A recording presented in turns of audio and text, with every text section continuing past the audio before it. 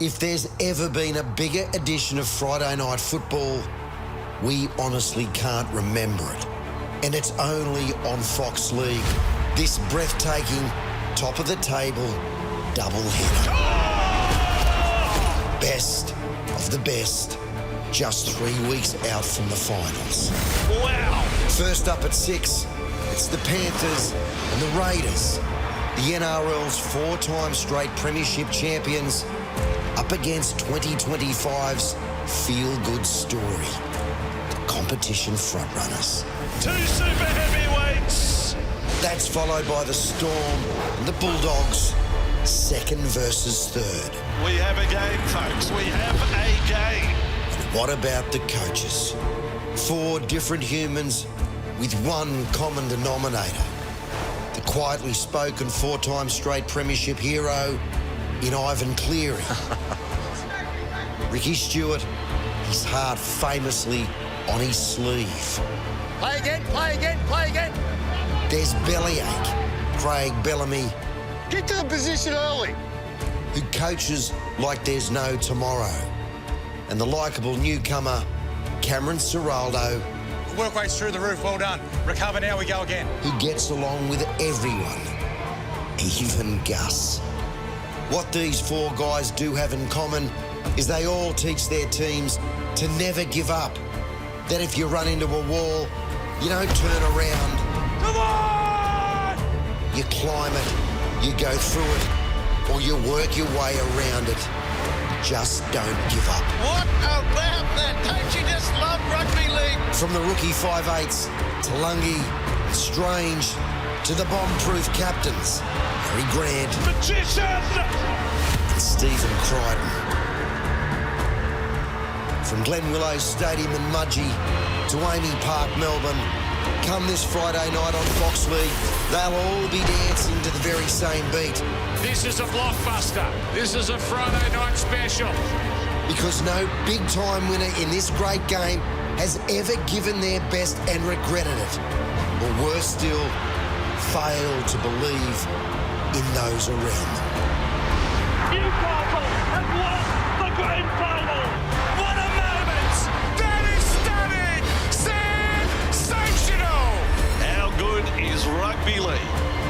Welcome to NRL 360 Rugby League from every angle. Joining me again, the great Gordon Tallis. Let's bring the journos in, Paul Crawley and Andrew Webster. And Friday night footy on Fox League is going to be one for the ages. The Penrith Panthers taking on the Raiders. What a game that will be. And of course, the Melbourne Storm taking on the Bulldogs. Gordy, how good? Couple of massive games, isn't it? I think for all 4 clubs, they want to get one up, leading into the finals. But Penrith versus the Raiders, this is a real big challenge for the Raiders, and I think that they're up for it. It's the best time of the year, isn't it? Like, it's so long. Origin's in the review mirror. It's a distant memory now, and now we get to that time of the season where you get a chance to see who is going to be the real contenders. I think this is the first time in a lot of years that you can't say with any safety who's going to win it.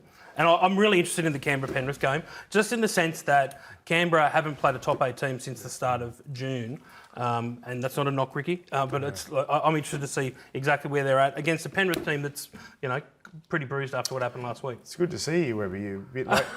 There's a bit of traffic on the way. There's a bit of traffic on the Sydney worried Harbour you weren't Bridge. going to make it. I got here. Like the professional I am, both. You are a professional, which is why I'm going to come back to you on what you just said. Okay, The Canberra Raiders haven't played a team in the top 8 for a long time now. Is that a concern?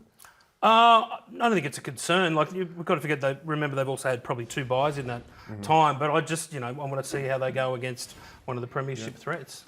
I think the Raiders have proved us wrong all year. Like, who in their right mind at the start of the season says they're going to be top 4, let alone top 8, and they've led the competition? Ricky, I don't know if there's another coach out there who could have done what Ricky has done with this squad.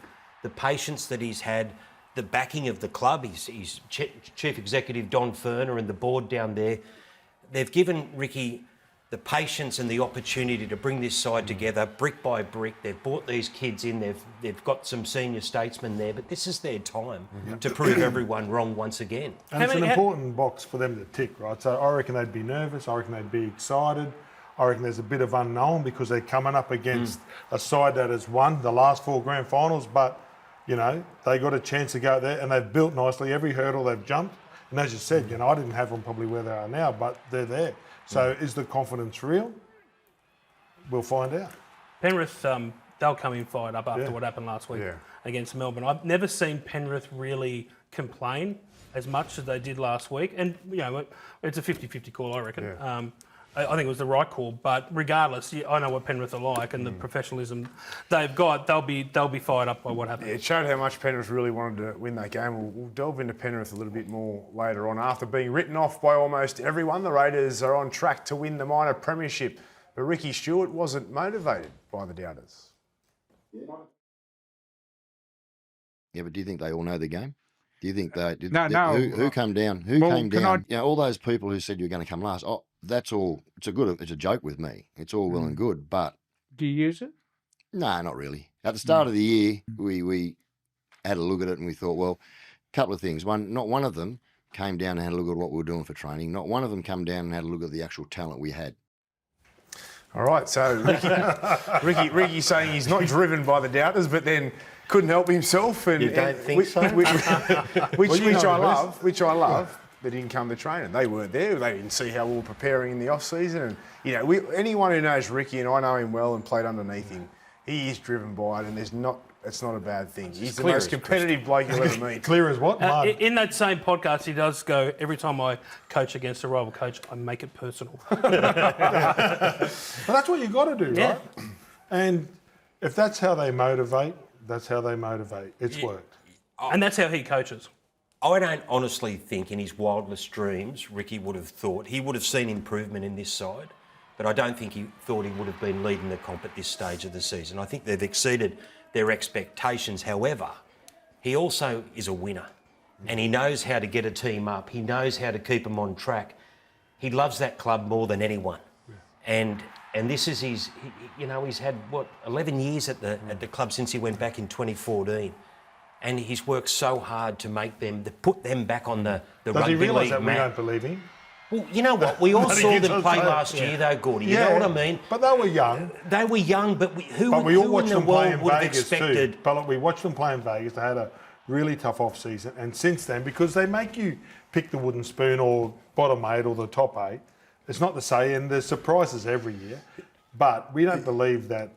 You know, that they're not one of the best sides in the If comp. anyone knows how small premiership windows are in this competition, it's Ricky Stewart, right? He's only had limited opportunities in a successful and long career. You know, he's had some tough times there and he's rebuilt this Canberra Raiders team and he sees an opportunity. And Ricky is an intense coach, but he's one of the smartest, if not the smartest I've ever had coach me. And it looks like he's found that balance, you know, with a young group. He's got the belief of the players. He's like a father figure. He gets really emotional. I think when you see how much your coach really it means to them, you know, it makes you want to play for them even more. You know, and it's a real good. It's the best opportunity they've had in a long time to win a comp. To me, I think what I said here last week, last time I was on, it's a great example of what happens when your front office is patient and the coach is not coaching for his job, but coaching for sustained success. Imagine all the times Ricky's been, there's been pressure on Ricky to get rid of him from the outside. If Canberra had yielded, would they be where they are now? I don't think they would. And look, they're up against a Penrith side that's done much the same in that they've grown this team into the champion side it is. And that's what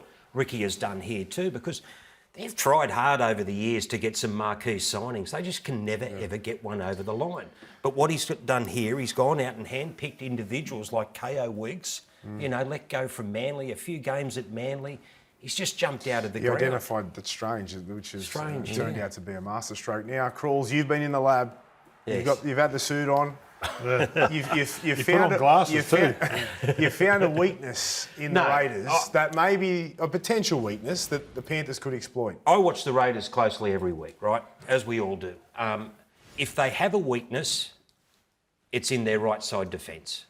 And there's been question marks all season, and you look at these stats, they tell the story. On the right side of the field, the Raiders have conceded 34 tries this year, which is their weakest area on the field. And in comparison, the Panthers, on their left edge, they've scored 45, which is their most.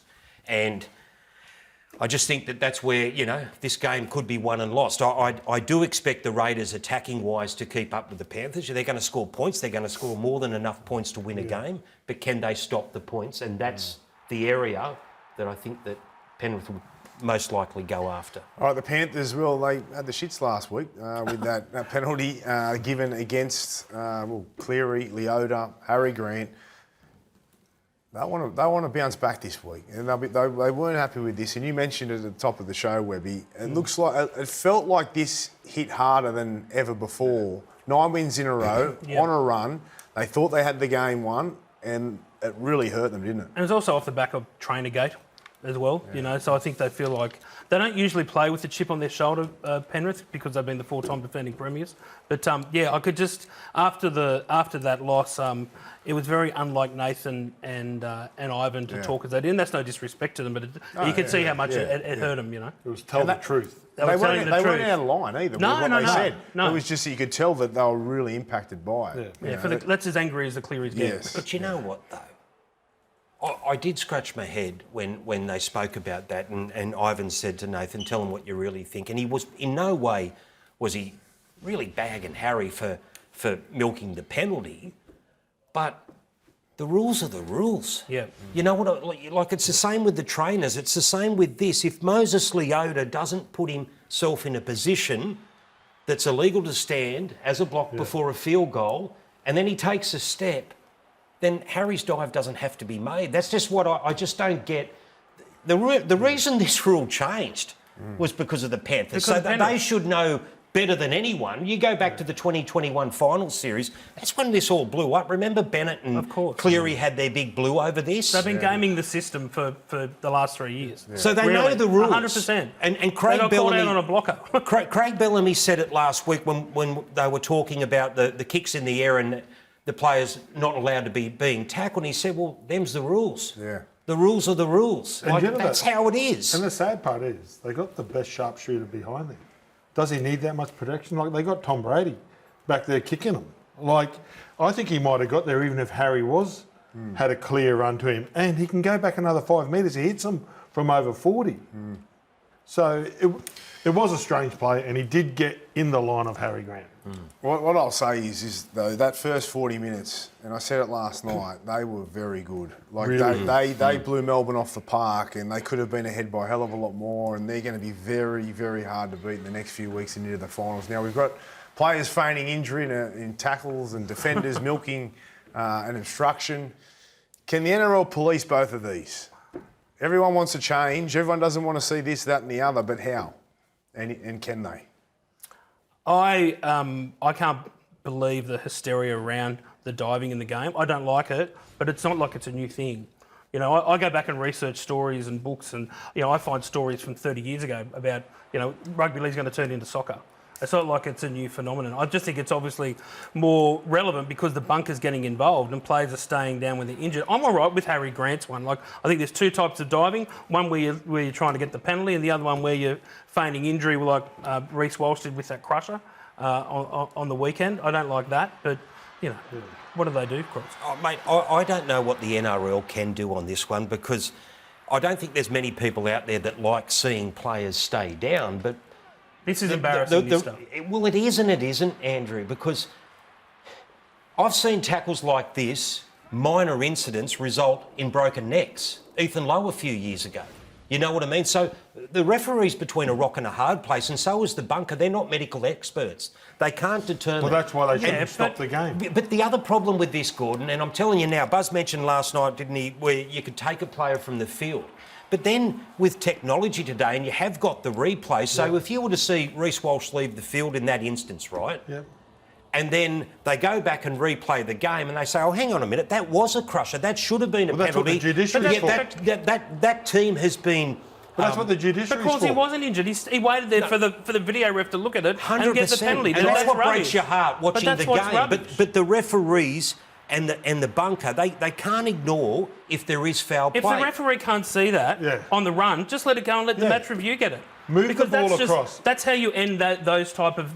So there's been injuries since 1908. Of diving. Right? And in my era, probably Brace era, they should just grab the ball, move it 2 metres, play on. They did. And then that's what the doctors, that's what the trainers, And that's what the judiciary's for. It's not for the referee to decide there and then. Well, it's actually for the players to decide, but unfortunately it's never going to happen. Jai Arrow got hit in the mouth. He sat there and kept on looking. Looked like he was blowing kisses at the referee, just sitting there until he got a penalty. The problem is, Gordon, that a few years ago, and it wasn't so long ago, I remember the Raiders were in a game, and I'm trying to remember who they were playing. I think they were playing the Roosters at the time, and Matt Lodge had taken a dive, right?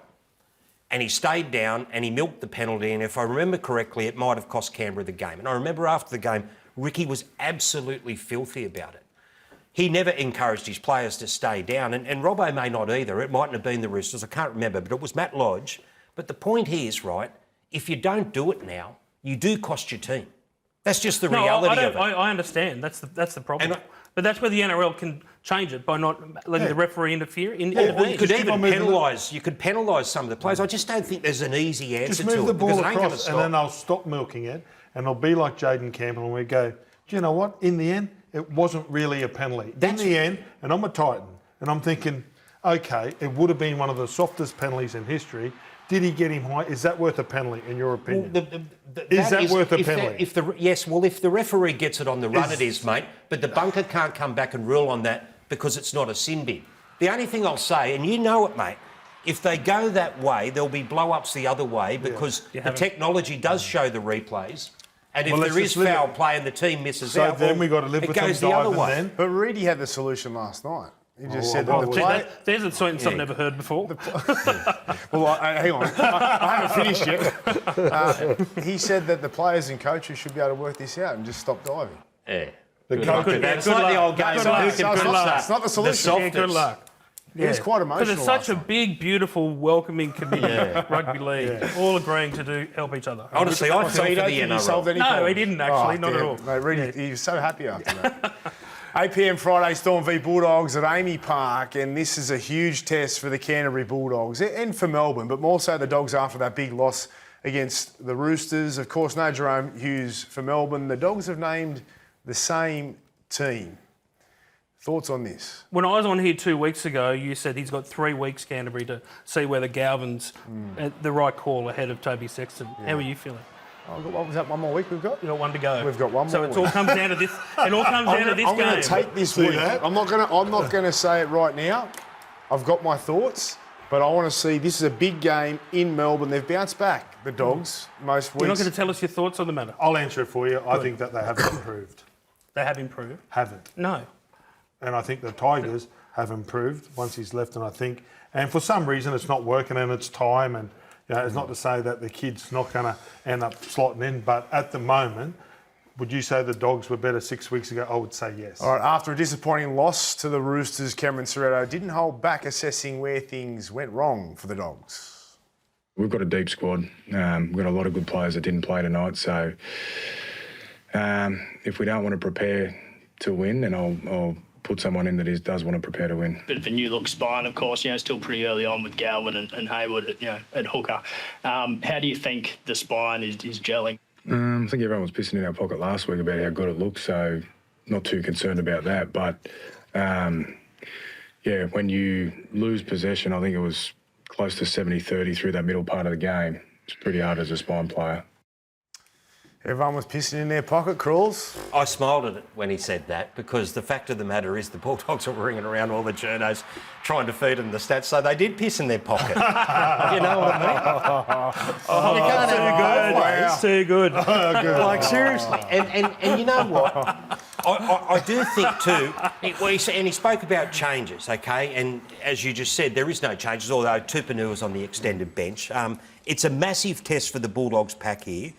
But I do believe that Craig Bellamy won't get sucked into that. They will go after Galvin. Yeah. Like the Roosters did last week, like the West Tigers did the first week. They'll run as much traffic at him as they can. And he's just a 20-year-old kid walking into the toughest 6 weeks of his life. Don't you think, but when they won that game in the wet, when they hadn't been winning in the wet, everyone was pissing in their pocket, weren't they? Yeah, they were. Yeah, of course they were, because they deserve. Mate, they deserve praise. So, that do you not think if they come out and win against Melbourne this week, we'll say Gus and Ciraldo are geniuses for I getting it don't so think, early. but they got beaten there's by the definitely Tigers a couple of question weeks marks ago about too. the Bulldogs after that performance. I don't think anyone really is writing them off. No. Okay. Like I think when the Bulldogs are on, they're on. They're as committed So it's not, as any not team that out there. anyone's writing them off at just now, No. but the jury's still out, and Yes. and you guys tend to believe they haven't improved since they've got Galvin at the club. Is that right? I think it's the they've same gone footy shaky. side. Shaky. Yeah, I think they're a little bit wobbly. But to me, they look like a team with a new halfback which should be, instead of like 6 weeks into the season, it's 3 weeks out from the But finals. that's the point here. Was it too much of a risk to because it was such a controversial call? Yeah. And even with Bailey and Reedy, and we said it last week. He's got balls here, Ciraldo. He's making a call in key positions, only weeks out from the finals when they're in one out, one back, and so he's going to be justified or not, right? I think the biggest question that I certainly had was not so much that Galvin hasn't got the talent, but it's the experience and his age. Like he's a 20-year-old playmaker, Braith, and you would know better than anyone how tough that is to go into these big end-of-season games and throw the controversy in on top of it. Like, the kid would have to be, he can have all the confidence in the world, but there's going to be these nagging doubts, and other teams are going to really go after him. If they limp into the finals, that's the question. Like, is he going to stick with him or go with Toby Sexton? I can't see them changing again. Is the problem here that maybe Galvin was overhyped at the beginning and the media around him and how amazing he was and the best prodigy in the game and all that? Is that from the bloke that signed him? Yeah, I know. I'm just. Yeah, but they drove that narrative. Gus did when he came out and said he's the best teenager I've ever seen. Like, we've all over many decades seen some bloody good teenagers come along. I think he coached and can you say Lachlan Galvin is definitively even in the top group, let alone the best of the best? Yeah, it was an over-exaggeration from even Gus. right now. He wouldn't be in this. Gus's top 10. Ethan Strange and Katoa are ahead of him right now. Like in my Yeah. eyes. So there's two right now. But again, that adds the pressure to the kid, which has come from within, hasn't it? But they got him. They did. So they got him, but it wasn't broken. The thing for me, if I'm a Dogs fan, if I put my Dogs fan hat on, it wasn't broken. We were going along, we were getting 60,000. The buzz was there, the drums were beating, and they changed what wasn't broken. That's the only thing. In a perfect world, mate, would they have loved to have waited till next year? Maybe we'll ask them at the end of the year. Well, even after this weekend, this is a huge test. You're coming up against the Storm, who've knocked the Panthers over on the weekend without Jerome Hughes, without Ryan Pappenhausen. The Bulldogs pack has been questioned. It's a chance for them to go out and shut us all up. Yeah, I've heard a lot of. I referred to Katoa and Strange there because I have them, elite, and I have them ahead of him at the moment. Where do you guys see him at the moment in terms of players like Katoa and Ethan Strange? Is he close? Like, do you think is he in the same? Is he ahead of him? I don't know. Where do you have him? No, to me, he just looks like a very green halfback. Yeah. But he obviously very skillful. For what it's worth, he moves so well. I reckon it'll work for him. Yeah. I'm just not going to. It's just Not time. this year, It's just time. It takes I time. think they're different too. Strange is just as tough as nails, isn't he? Like he's a running 5'8" that would Very different player. take on anyone. Yeah, and Lachlan, in fairness, he's got a little bit more skill and just a different style of player. Katoa's just an out-and-out 7. Yeah, takes who the line is on. beyond his years And in he's the got way a that great he plays short, the game. like his short passing game is as good as any I think in years young to come, halfback.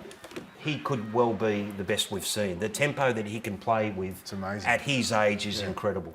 Yeah, I just think for Lachlan Galvin this weekend, get your defence right because his defence wasn't great on the weekend. That's normally as a half where you build your attack off.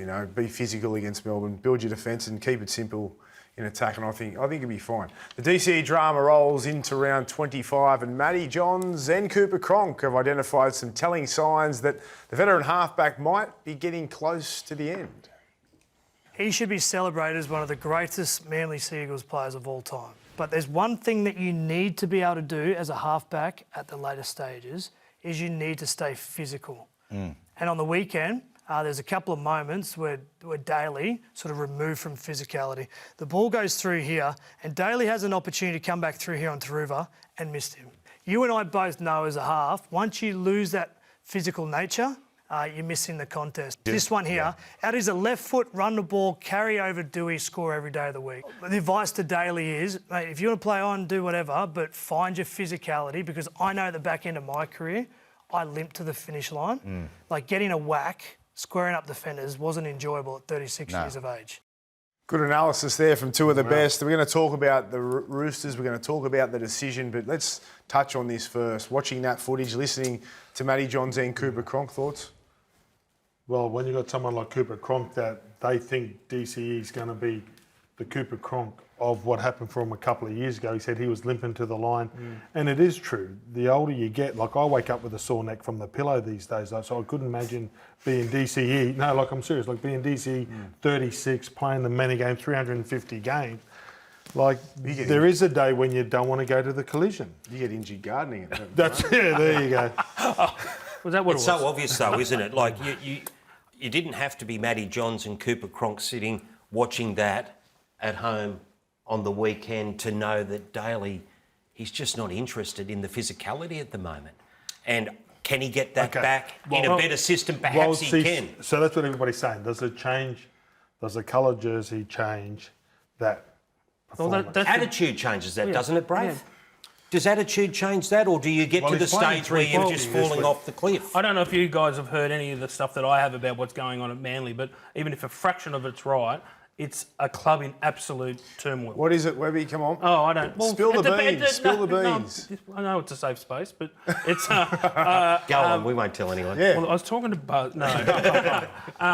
No, it's a club that's not happy. There's division between obviously Cherry-Evans and Tony Mestrol since the start of the year, despite all the platitudes that have been said in the last few months. What about, I think senior players are certainly players? If you listen to any of what you hear on the grapevine, so many of those senior players have issues with Anthony Seibold.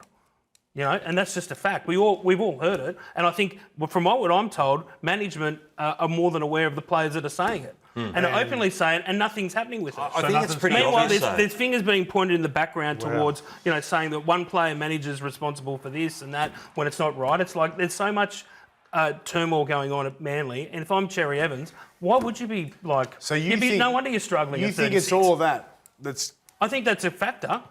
Okay. But whether that's a factor when he goes to like the Roosters or not. Reedy said that Cherry-Evans was part of the doing, part of this problem. Manly were part of the problem though too, mate. Because if we go back in time, this all started with DCE. Was it last November when he wasn't offered a contract, right? Yeah. And I heard you boys speak about it last night, and the fact would Manly be looking back now and thinking, well, we made the right choice. Well, remember also that during an episode of NRL 360 when Cherry-Evans went on a rival network and spoke about it, they then rang here and the counter-offer. And the counter-offer came through. You know what I mean? So that, to me, showed that they'd conceded at that point they had made a mistake. And then you talk about the players, and it's no secret, Webby, and it's been going on for months, that they don't necessarily... It's not that they have a problem, as I understand it, with Seibold as a bloke. No, not at all. It's his coaching methods that they perhaps don't understand. That's right. And it screws them up in the head a bit. And then you've got the boss of the club, Scott Penn, coming out and basically saying, well, we're going to back him. We know where these rumours are coming from and we're not going to fall for it, sort of thing. Isn't that just sticking your head in the sand?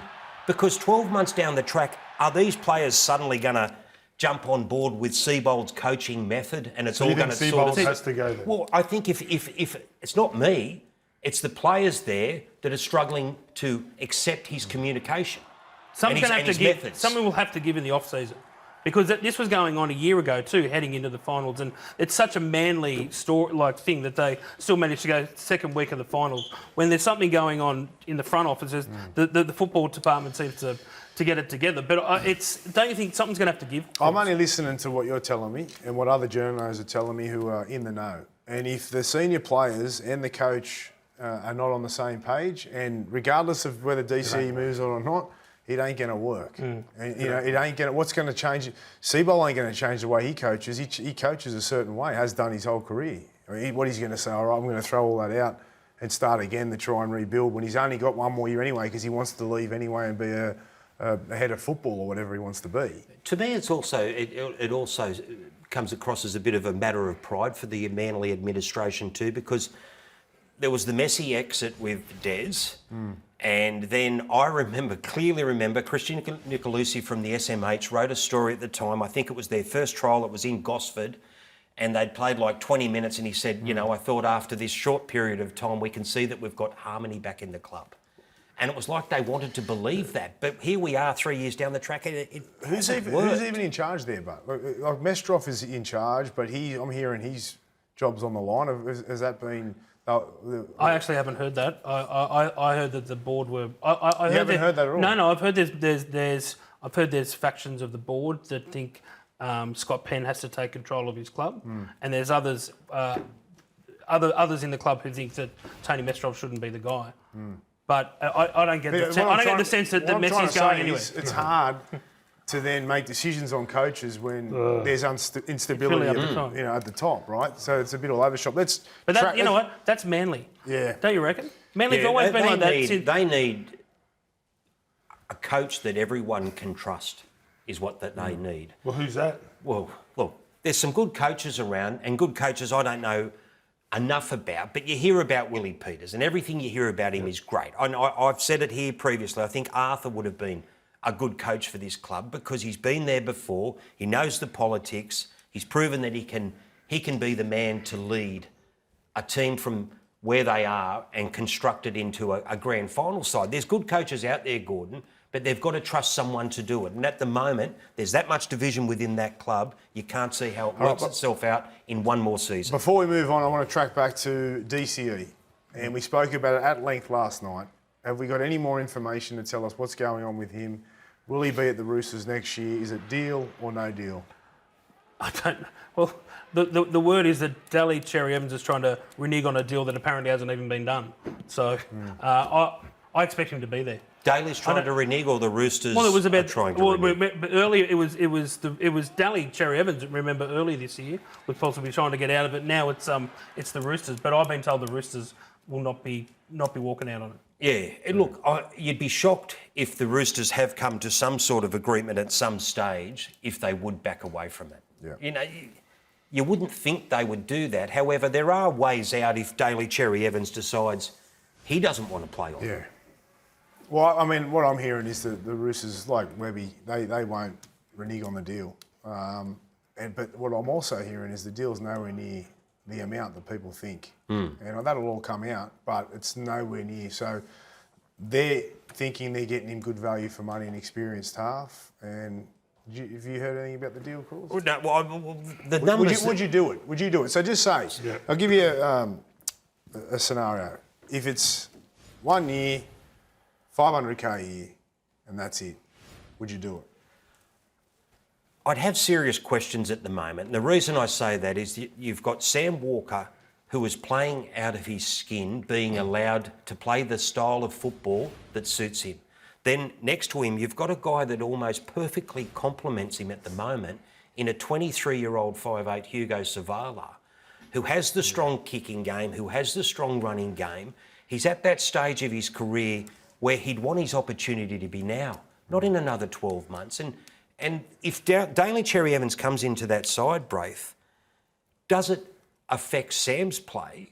And then does it affect your ability to keep Hugo, knowing there's another kid called Rodwell waiting in the wings, 12 months off Braith, NRL? It's going to have to be an amazing off-season. He's going to have to train harder than he's ever trained, right? Because look at the Lockie Galvin taking a young kid and they say it's a Roosters junior spot because Sam Walker, whose team it is, and if they're not successful, they're just going to point the finger at him. But the advantage is, if you get him at that price around 500, just like they did with Chad Townsend at 350, it didn't work and it wasn't the end of the world because it was only at 350. 500, they still got Savala there, they still got Walker, Rodwell coming through.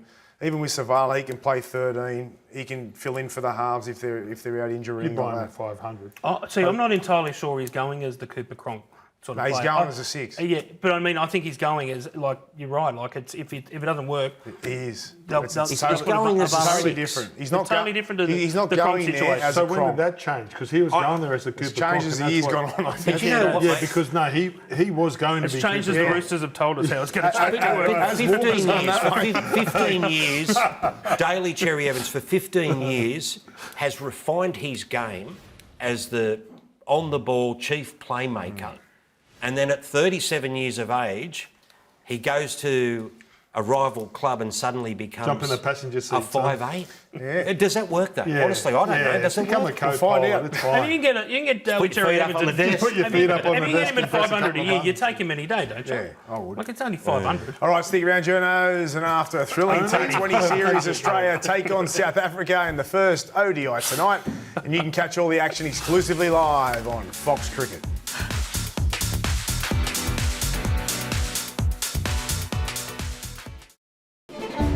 NRL boss David Gallop handed the Melbourne Storm. Canterbury, a club in crisis. DJ for Todd. Sonny Bill club has cheated the salary cap. Something of this magnitude has been devastating.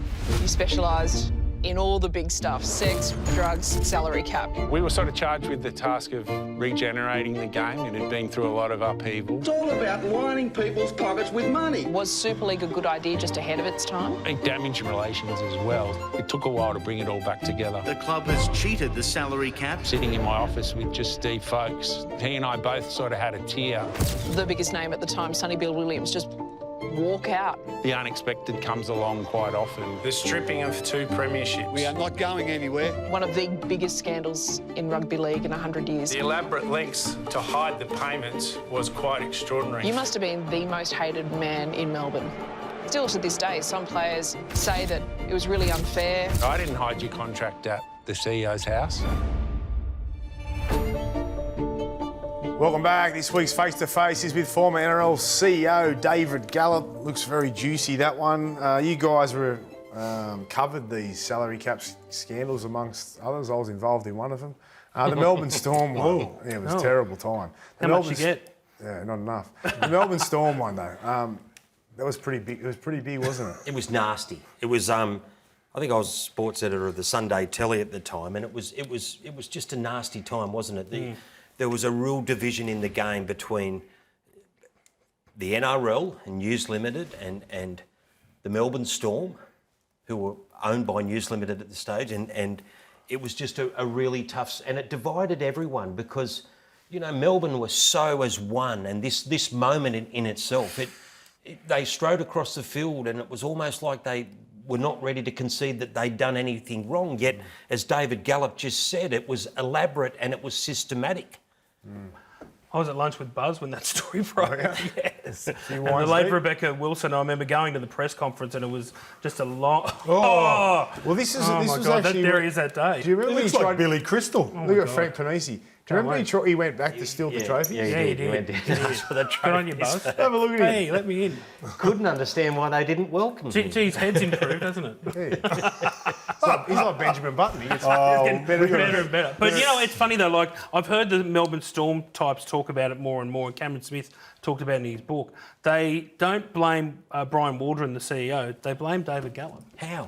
I agree. How? I think that's a bit...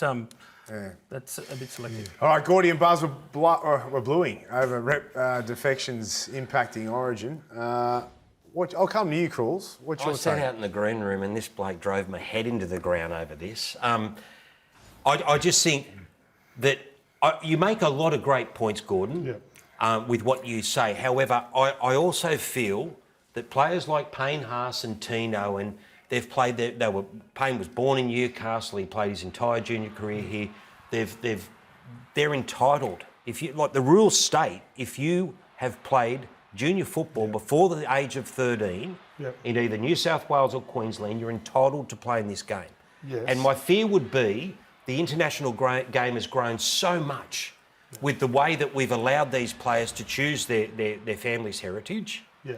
And it's created another platform for us to really prosper as a game. And if you took that away, my fear would be the international game would be the one that would fall over. Just call it the NRL All-Stars.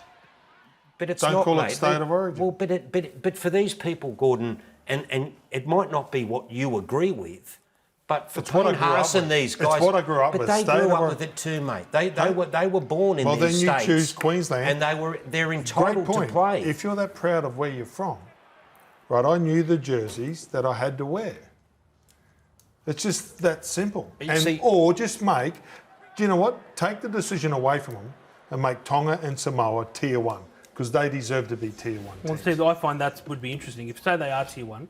They deserve to be. I know, but with those... but it's the way they judge it. It's got nothing to do with your performance. It's with, the size of your country and... Your pathways. Your pathways and all that stuff. Yeah. But I would say, all right, say they change that and Samoa and Tonga can't... a tier 1 Tonga and Samoan players can't play Origin.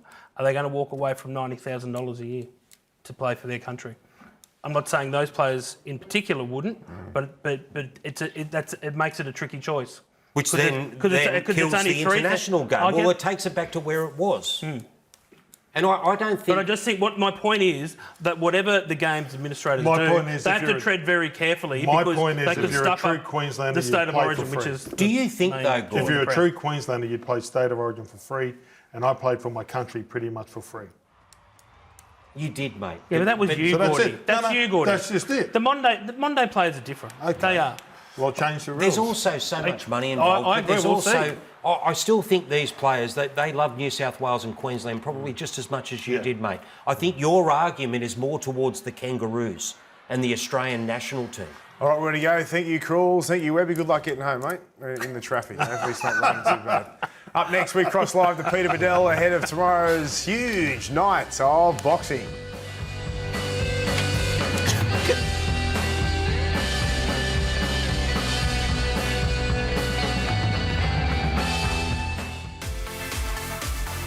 Welcome back. Let's cross live now to Peter Bedell. Bomber, a huge night of boxing tomorrow. How big of a test is this for Nikita?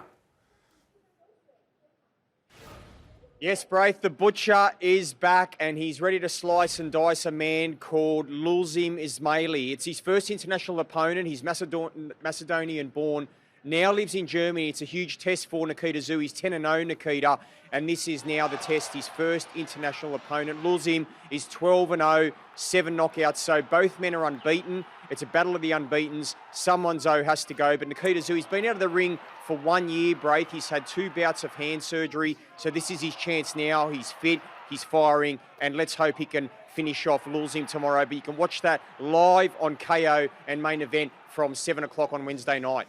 Yes, the butcher, Nikita, has a very unique diet, Pete. Can you talk us through that? Braith, I never thought I'd say this on live television. This is the nadir for my career. But look, a couple of months ago, he had a baby daughter, a lovely girl called Curiosity. And Nikita's had the curiosity to have placenta tablets. And wait for it, he's added breast milk to his diet for this fight. Now, I saw him today.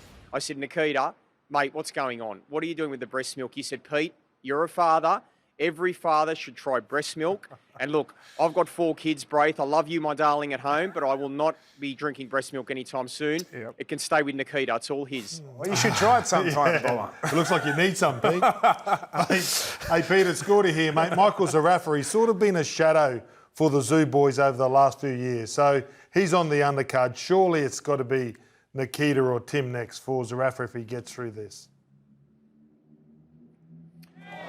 Well, that's the way it looks, Gordy, absolutely. Look, this is a real test for Michael Zarafa. He's the bad boy of Australian boxing, and tomorrow night he's got a pretty tough opponent, an American danger man, a big puncher called Mikey Dahlman, 18-1 with 16 knockouts, so he's a knockout artist, and Michael Zarafa fought on the same card as Tim Tszyu a couple of years ago in Vegas on a world title card, lost that day, but now Michael Zarafa, if he gets an emphatic win here, he sets himself up to face either Tim Tszyu or Nikita Tszyu. He's always wanted a Tszyu scalp. This is his chance. He has to win tomorrow night. Bomber, let's talk some rugby league. The Broncos are back flying after a tough start to the year. Those army camps, they're starting to pay off. Oh, they are. Look, Buzzer's going to love this, boys. Now, forget the army camps for a second. I can tell you that at 7 o'clock tomorrow morning, the Broncos are flying out to Newcastle for for a 5-day mini State of Origin camp. So they're leaving early. They play on Sunday, of course, in Newcastle, but they're leaving nice and early. Madge Maguire wants to bunker down in Newcastle. He wants to ramp things up round 25 ahead of the finals in 2 weeks' time. So Buzz, he might be blowing up at the moment, but there's another camp for Madge Maguire, but there'll be no boat cruises, Buzz. So you're safe there, mate. Madge Maguire, he's listening. Oh, Buzz is going to have a field day over this, isn't he? This is right up his alley. The pressure's on. They've got to win this weekend. Oh, it's only Newcastle, isn't it? Are the Broncos going to make any changes? Obviously, with Perth coming in, there's going to be a little bit of movement. Are the Broncos, do they have any eyes on any kids or changes? Anybody moving on from the club, Pete? Yeah, well, look, Gordy, the salary cap's getting pretty tight for the Broncos, but I can tell you some breaking news tonight. They have signed another player for next season. It is Cowboys young gun Tom Duffy. Now, he's a halfback, and this is all part of what will be the succession plan for Adam Reynolds. Now, Adam Reynolds is due to retire at the end of next season. They've got young Kobe Black coming through at 19 years of age, but at 22 years old, Tom Duffy played a couple of games this year for the Cowboys, made his debut, and the Broncos now believe that Tom Duffy could be the man to succeed Adam Reynolds and carry the number 7 jumper moving forward. However, it could mean casualties, Gordy. There's some salary cap tightness, as I mentioned. Corey Pakes, their starting hooker this week, he's still off contract. He has 3 games to save his career. The Broncos haven't made an offer to him at this stage, and I'm told he'll have to take a massive pay cut to stay at the Broncos. So some heads could roll in the coming weeks at Red Hill. Huge news in Brisbane this week with Payne Haas defecting to Samoa. Now, what's the story with Katoni Staggs? Is he going to play for Tonga? Well, it looks like the exodus is on, Brace. So I've spoken to a few people in and around the Tongan camp, and I'm told that they will pick Katoni Staggs for the end of season Pacific Championships if he wants to play for Tonga. Now, of course, he's dually eligible. He's eligible for the New South Wales Blues at Origin level, and he can play for Australia. He has done before, Braith. He played in 2023 for the Kangaroos in the Pac Champs final against New Zealand. So Katoni at this stage is keeping an open mind. He says he'll decide if he's not picked for Australia. He's eligible for Tonga. He's played a couple of tests for them before, and I'm told that Christian Wolf, the Tongan coach, will pick Katoni Staggs at the end of the year if he makes himself available. Hey, Pete, is there any news on Tino, whether it's the club or international future? He got asked on Sunday and he didn't really commit anywhere. Do you know anything about it? Look, I do. Look, I think he's 50-50. He's absolutely torn. Now, I know he's met Ben Gardner, the Samoan coach, earlier this year, and he told Ben Gardner, I'm told at this meeting, that he wanted to win a World Cup for Samoa one day. That was something that he wanted to do to honour his family. However, he's also cognizant of the fact that he could be a future Queensland Origin captain, and he does like the appeal of playing for Australia at this year's Ashes series. Of course, historic first Ashes series in 22 years. So he is torn. But I can tell you guys some other news here for Samoa. Massive news. Josh Papali, the Canberra hitman, he is confirmed he will play for Samoa at this year's Pacific Championships, injury permitting, of course. And Jeremiah Nanai, the Queensland Origin star at the Cowboys, he's also on board for Samoa. So they're getting some real scalps there. They're building a pretty formidable pack. They sure are. That Samoan team's going to be red hot at the back end of this year. It's good to see a part-time Queenslander like yourself, Pete, back in New South Wales. Well, I'll tell you what, Braith, I've come here, the bra boy, it's just started bucketing down. What's going on here? No wonder I've got maroon on, Gordy. Rock solid, Queensland forever. You're a try-hard. You've even got the maroon jacket on. At least Gordy's got the blue one on. Good on you, Bomber. Enjoy the boxing tomorrow night, brother. See ya. All right, stick around. We've got to cut him off. Stick around NRL 360 and following us, it's the face-to-face with David Gallop.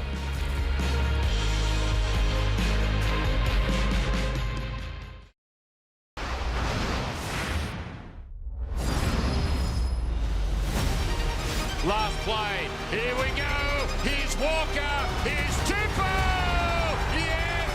Sam Walker, Daniel Tupou, Roosters hit back. Boy, the little gunslinger Sammy Walker with his first chance off the right boot. He's been devastating since returning from that ACL. Curran tries to put pressure on, Walker gets it away, Tupou comes forward, Tupou takes it, Tupou gets over! To the accuracy from young Walker, absolutely pinpoint again, just 1.5 metres off the try line. Timed his run, the veteran, to perfection.